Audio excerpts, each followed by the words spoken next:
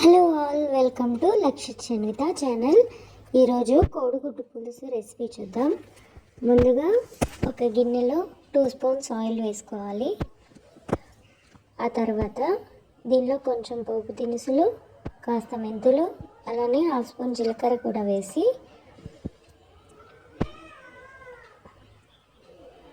Next cut చేసుకున్న onion, పచ్చిమిర్చి, కరివేపాకు కూడా వేసి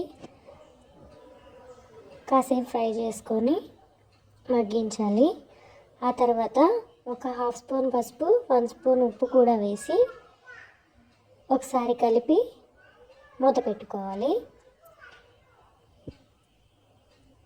ఈ ఆనియన్ని ఇంకాసేపు ఫ్రై చేసుకొని ఆ తర్వాత కట్ చేసిన ఒక టమాటాని కూడా వేసుకోవాలి.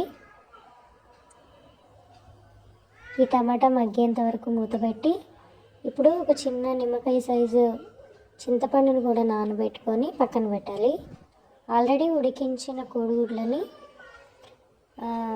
మనం చాకుతో చిన్న చిన్న ఘాట్లా చేసుకొని పక్కన పెట్టుకోవాలి.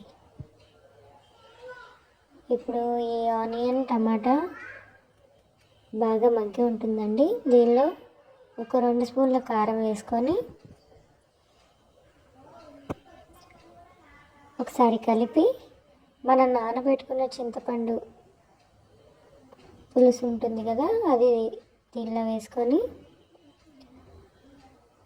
ఒకసారి కలిపి పులుసుకి సరిపడా వాటర్ కూడా యాడ్ చేసుకొని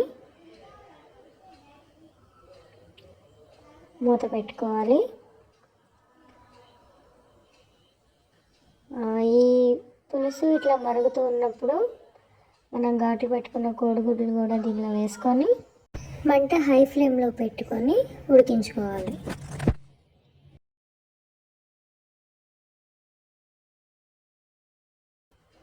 ఇట్లా పులుసు దగ్గరికి మరుగుతూ ఉంటుంది. అప్పుడు ఒక 1/2 స్పూన్ జీలకర్ర పొడి వేసి మూత పెట్టాలి. ఇట్లా పులుసు దగ్గరికి అవుతూ ఉన్నప్పుడు ఉప్పు కారాలు సరిపోకపోతే వేసి